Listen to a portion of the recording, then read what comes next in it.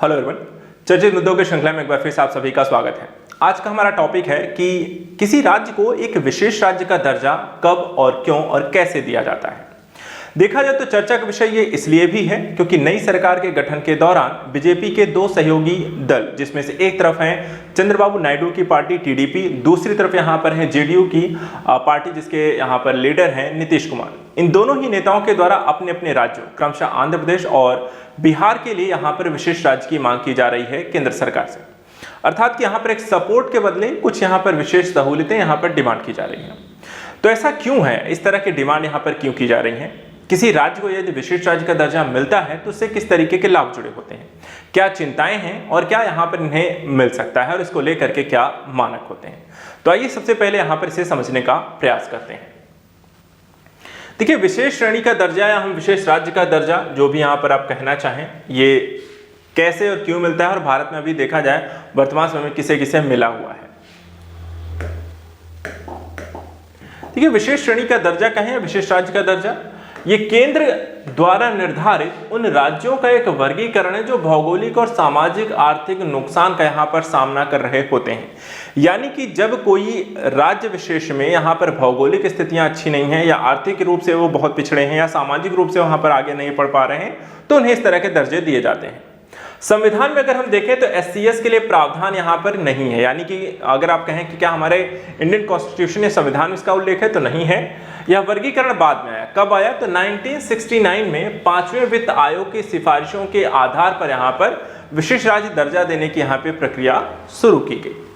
पहली बार हम देखें तो 1969 में किन राज्यों को मिला? जम्मू कश्मीर, असम और नागालैंड को यह दर्जा आपको सबसे पहली बार यहाँ पर इन तीन राज्यों को दिया गया था। उसके पूर्व देखिए, योजना आयोग की राष्ट्रीय विकास परिषद के द्वारा योजना के तहत सहायता के लिए एससीएस यहाँ पे प्रदान किया गया था, जिसमें हम देखें तो असम, नागालैंड, हिमाचल प्रदेश, मणिपुर, मेघालय, सिक्किम, त्रिपुरा, अरुणाचल प्रदेश, मिजोरम, उत्तराखंड, तेलंगाना सहित यहाँ पर 11 राज्यों को विशेष राज्य का दर्जा यहाँ पर आपको प्रदान किया गया है। तो ये कुछ परिचय हो गया, ये कुछ जानकारी है, यहाँ पे ध्यान रखिएगा। इसमें बिहार और आंध्र प्रदेश दोनों ही स्टेट आपको विशेष राज्य का दर्जा प्राप्त नहीं है और उनके द्वारा इसकी यहाँ पर डिमांड की जा रही है। अब आइए यहाँ पे थोड़ा सा और समझते हैं। अभी देखा जाए आंध्र प्रदेश का विभाजन हुआ था कुछ समय पहले और तेलंगाना एक नए राज्य के रूप में यहाँ पर उसका गठन हुआ था।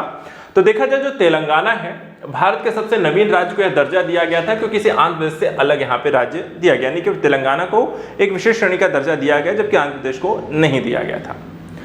अगर हम बात करें कि 14वें वित्त आयोग की सिफारिश के अनुसार पूर्वोत्तर और 3 पहाड़ी राज्यों को छोड़कर अन्य राज्यों के लिए विशेष श्रेणी का दर्जा यहां पर अब समाप्त कर दिया गया है, यानी कि सिर्फ पूर्वोत्तर राज्यों को यह यहां पे मिलेगा।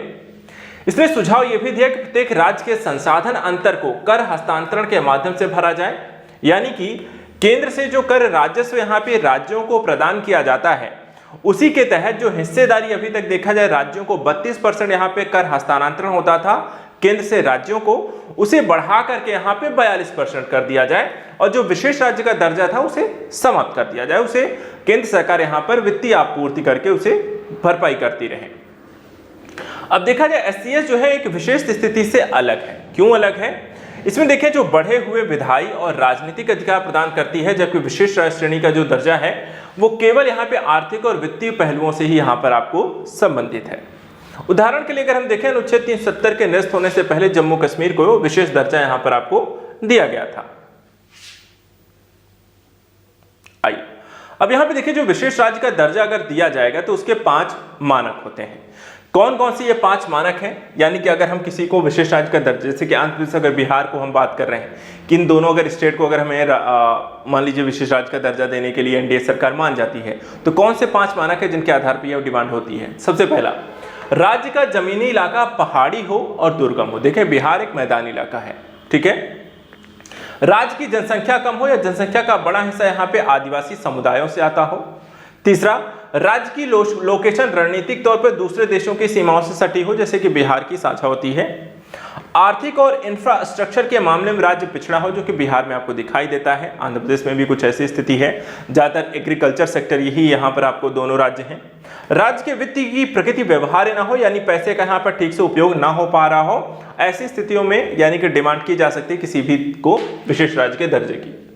अब जैसे कि अभी हमने कहा कि अभी तक 1969 में पहली बार दिया गया था जम्मू कश्मीर, असम, नागालैंड को, और अभी देखा 8 और राज्यों को दे दिया गया है, तो टोटल 11 राज्य यहाँ पर विशेष राज्य का दर्जा प्राप्त है, जिसमें बिहार, आंध्रा शामिल नहीं है।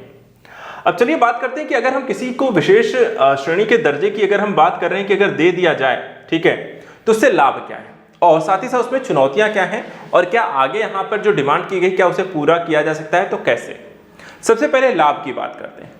देखिए, अन्य राज्यों के मामले में जहां 60% या 75% की तुलना में केंद्र प्रायोजित योजनाओं में आवश्यक जो निधि है 90% विशेष राज्यों को यहां पर भुगतान किया जाता है। यानी कि सरकार, जैसे कि केंद्र सरकार कोई योजना लेकर आती है, उस योजना में अगर आप देखें जो वित्तीय यहाँ पे खर्च होता है, कुछ केंद्र को उठाती है, कुछ राज्य उठाती है।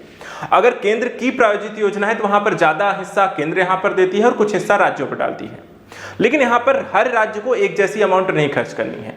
जिस राज्य को विशेष राज्य का दर्जा प्राप्त है उसे सिर्फ 10% यहाँ पर अपनी तरफ से खर्च करना है। बाकी जो 90% उस योजना में राशि यहाँ पे खर्च होगी वो कौन देगा? केंद्र सरकार देगी।